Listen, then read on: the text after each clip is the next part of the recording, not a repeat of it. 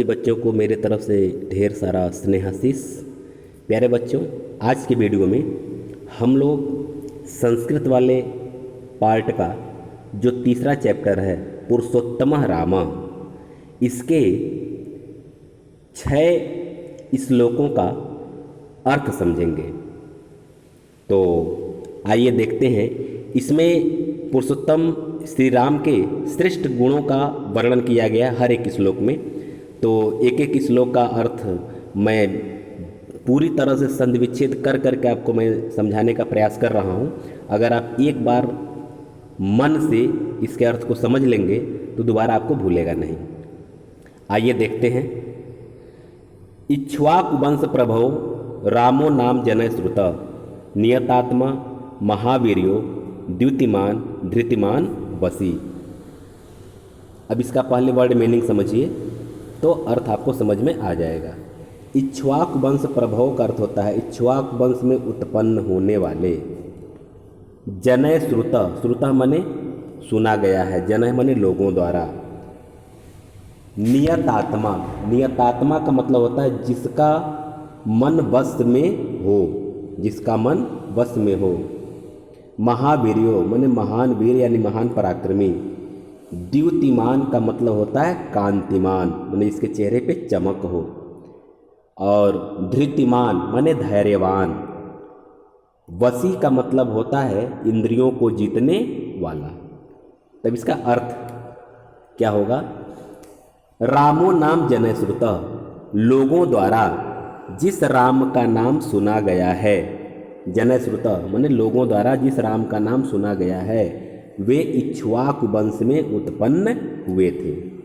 श्री राम नियतात्मा अर्थात वे अपने मन को बस में करने वाले, महान पराक्रमी, कांतिमान, धैर्यवान और इंद्रियों को जीतने वाले थे। तो बेटा यह आपके पहले श्लोक का अर्थ हुआ। ठीक है, अब आइए दूसरा श्लोक देखते हैं। बुद्धिमान नीतिमान वाग्मी श्रीमान शत्रु निवर्हण विपुलांशो महाबाहो कुंभग्रीवो महाहनु। उनका जो चरित्र का या गुणों का वर्णन किया गया है वे क्या थे?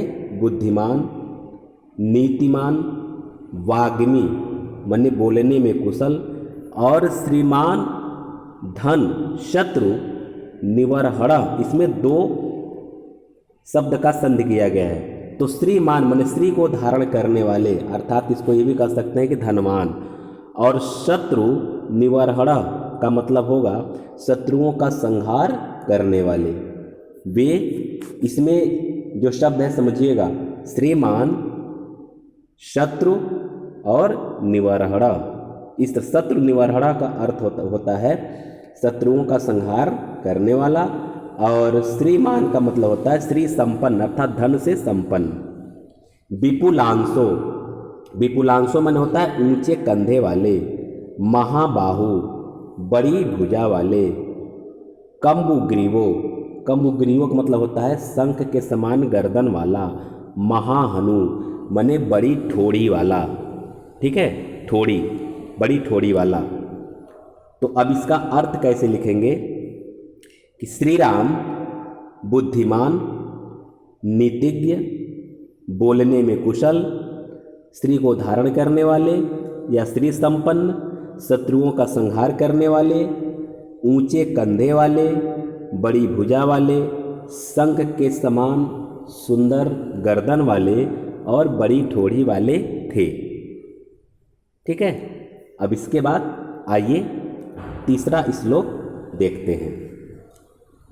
महोरस्को महेश्वासो गूढ़ जत्रु रिंदम आजान बाहु सुशिरा सुललाट सुविक्रम।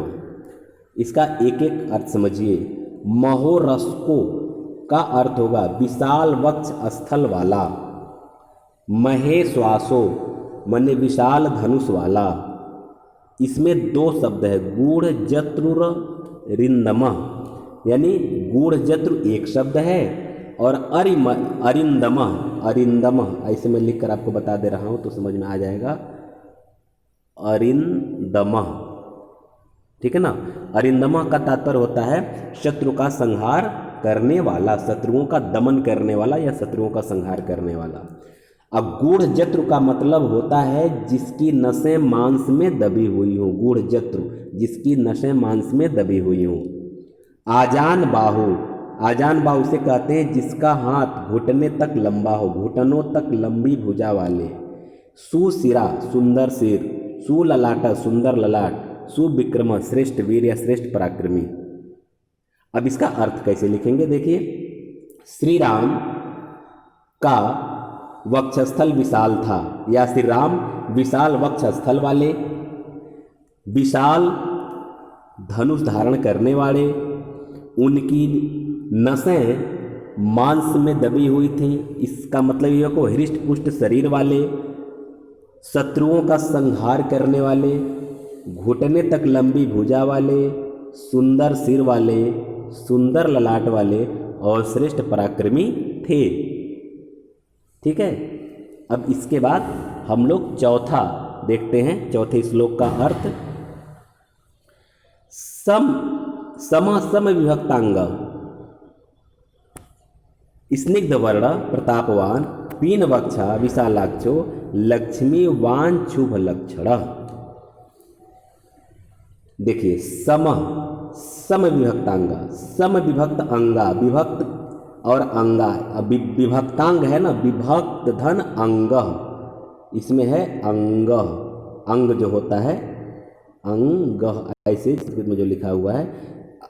तो यानी कि समान रूप से विभक्त अंग वाले, समान माने उनका सभी अंग, सम विभक्तांग, सभी अंग समान रूप से विभक्त था। स्निग्ध वर्ण चिकने वर्ण वाले माने सुंदर रंग वाले, प्रतापवान माने प्रतापी, पीन वक्षा चौड़े वक्ष वाले, चौड़ी छाती वाले, विशालाक्षो विशाल नेत्रों वाले, लक्ष्मीवान शुभ लक्षण। इसमें जो है कि दो संधि है, लक्ष्मीवान और एक शब्द है शुभ लक्षण, शुभ लक्षण ऐसे है, ठीक है ना। तो वे लक्ष्मीवान थे और शुभ लक्षणों से युक्त थे। लक्ष्मीवान का मतलब धनवान, ठीक है ना, वे धनवान और शुभ लक्षणों से युक्त थे। तो इसका अर्थ कैसे लिखेंगे कि श्री राम का सभी शरीर समान रूप से विभक्त था, माने उनके शरीर में कोई विकार नहीं था। कभी कभी ऐसा होता है किसी का नाक लंबा होता है, आंखें छोटी हो जाती, कान बड़ा हो जाता है, हाथ बड़ी हो जाती, कुछ इस तरह का कुछ शारीरिक विकृतियां हो जाती हैं। तो यहाँ उसके बारे में बताया गया है कि श्री राम का समस्त अंग समान रूप से विभक्त था। वे चिकने वर्ण वाले माने सुंदर रंग वाले, प्रतापवान, चौड़े वक्षस्थल वाले, विशाल नेत्र वाले, लक्ष्मीवान और शुभ लक्षणों से युक्त थे। अब आइए इसके बाद हम लोग अगला श्लोक देखते हैं, पांचवा श्लोक देखिए। धर्मज्ञ सत्य संधश्च प्रजानाम च हिते रतः, यशस्वी ज्ञान संपन्न सुचिर वश्य समाधिमान। देखिए धर्मज्ञ माने धर्म के ज्ञाता, सत्य संध माने सत्य का संधान करने वाले, माने सत्य का एक तरह से खोज करने वाले, सत्य का आविष्कार करने वाले, माने सत्य संध सत्य का संधान करने वाले। प्रजा नाम च हितेरत, हितेरत माने हित में लगे रहने वाले, प्रजा नाम माने प्रजा का, प्रजा के हित में लगे रहने वाले। यशस्वी ज्ञान संपन्न, शुचि माने होता है पवित्र, और वश्य मन होता है वशीभूत करने वाले, दूसरों को वशीभूत, इसमें दो शब्द है शुचि और वश्य। तो वे पवित्र और दूसरों को वशीभूत करने वाले थे। समाधिमान माने समाधि लगाने वाले, समाधि में लीन रहने वाले थे। अब इसका अर्थ कैसे लिखेंगे कि श्री राम धर्म के ज्ञाता, सत्य का संधान करने वाले, प्रजा का हित करने वाले, यशस्वी ज्ञान संपन्न, पवित्र और सभी को वशीभूत करने वाले तथा समाधि में लीन रहने वाले थे। अगला देखिए छठवां इसका जो श्लोक है, प्रजापति सम श्रीमान धाता रिपुनिषूदन रक्षिता जीवलोकस्य धर्मस्य परिरक्षिता। प्रजापति सम, इसका अर्थ हो जाएगा, प्रजापति का एक नाम है, ब्रह्मा जी को प्रजापति बोलते हैं। सम माने समान, यानी वे प्रजापति ब्रह्मा के समान है। इसका अर्थ ये हो सकता है, इसका एक अर्थ ये भी हो सकता है, वे प्रजा का समान रूप से हित करने वाले थे, प्रजा को समान रूप से देखने, वैसे प्रजापति माने राजा भी होता, वैसे राजा थे जो प्रजा का समान रूप से हित करने वाले थे। लेकिन इसका एक ही अर्थ लेंगे, यानी प्रजापति ब्रह्मा के समान थे। श्रीमान धाता माने श्री को धारण करने वाले, लक्ष्मी को धारण करने वाले। रिपु निषूदना, निषूदन मन होता संहार करना, शत्रुओं का संहार करने वाले। रक्षिता जीवलोकस्य, जीवलोकस्य माने संसार के समस्त जीवों की रक्षा करने वाले। धर्मस्य परिरक्षिता, और धर्म की रक्षा करने वाले थे। इसका अर्थ कैसे लिखेंगे?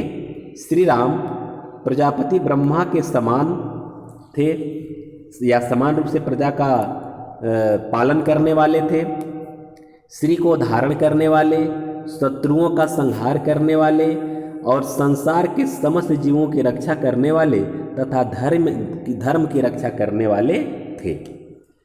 तो इस तरह से आपका ये 6 श्लोक का अर्थ या उसका अनुवाद, मुझे आशा है कि आप भली भांति समझ गए होंगे। वीडियो चूँकि बहुत लंबा हो जाएगा, इसलिए इसको मैं 2 पार्ट में पढ़ा रहा हूँ। इसके बाद अगले वीडियो में हम लोग इसके शेष श्लोकों का अध्ययन करेंगे। ठीक है, आशा है कि वीडियो आप लोगों को अच्छा लगा होगा, तो इसे शेयर कर दीजिएगा, लाइक कर दीजिएगा और सब्सक्राइब कर दीजिएगा। ठीक है, उसके बाद अब हम लोग अगले वीडियो में अगले श्लोकों के साथ मिलते हैं। आप लोगों को बहुत बहुत धन्यवाद। नमस्कार।